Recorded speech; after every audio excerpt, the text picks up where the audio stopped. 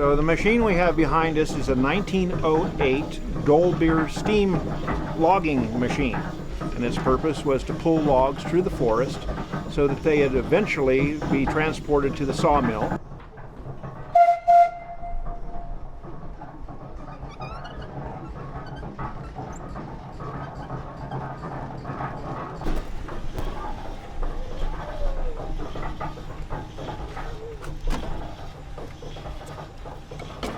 So this steam engine operates essentially by a wood fire boiling a steep kettle full of water, creating steam.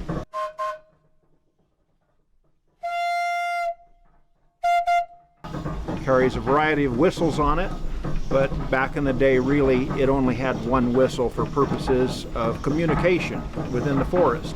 If there was a need for communication over the side of a hill, they would have what's called a whistle punk, a small boy that had a wire that was attached to the whistle, and he would watch the logging operation below and then pull the whistle at the right time so that the steam engineer could engage the machinery and pull the log up from an area where the engineer couldn't exactly see it.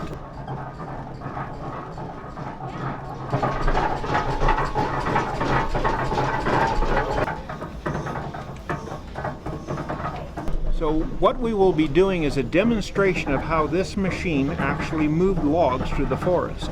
Essentially, the loggers would drop the trees and this machine would roll the logs into two-pole chutes, which is basically a road through the woods. They would drag these logs through the woods, eventually dumping them into Shaver Lake. It would be gathered up by the steamboat, the Michigan, transported over to the sawmill. The sawmill would then cut them into boards.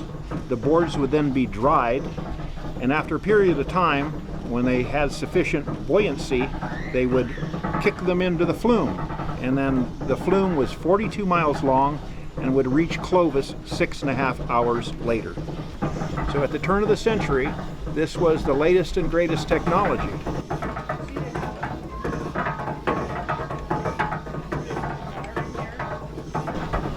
So for 108 years old, it's a pretty fascinating machine.